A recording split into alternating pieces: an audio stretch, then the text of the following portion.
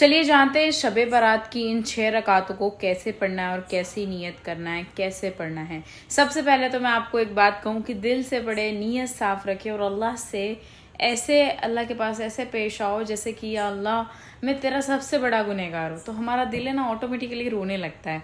और इन नमाज़ों की इतनी मोहब्बत से पढ़ो कि देखो अल्लाह सुब्हान तआला आपसे खुश हो जाए। तो 6 रकात हमें पढ़नी है, 2-2 रकात नफिल नमाज करके 6 रकात पढ़नी है।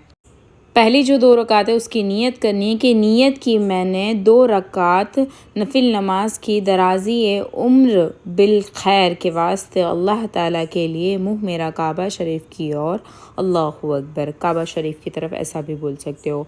और फिर सेकंड 2 रकात नमाज आपको वापस नीयत करनी है कि नीयत की मैंने 2 रकात नफिल नमाज दाफ़ा बला की वास्ते अल्लाह ताला के लिए मुँह मेरा काबा शरीफ की तरफ अल्लाहु अकबर।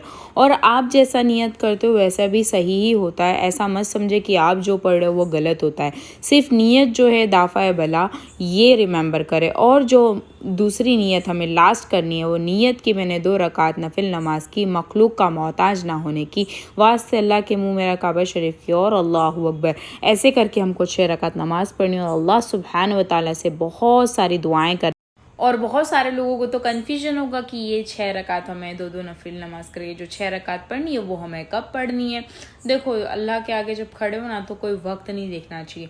लेकिन मेरी मम्मी कहते हैं कि मगरिब की नमाज के पहले पढ़ो, है ना। असर के बाद जब अपन रोज़ा खोलते हैं तो रोज़ा खोलने के बाद नमाज जब हम पढ़ते हैं तो पहले हम मगरिब की नमाज़ पढ़ ले, उसके बाद हम ये जो 6 रकात है वो पढ़े एंड फिर हम दुआएं मांगे एंड फिर हम लोग रात की नमाज इशा के बाद की पढ़ सकते हैं। तो मगरिब की नमाज के बाद ये नमाज जो 6 रकात है वो आप पढ़ सकते हो।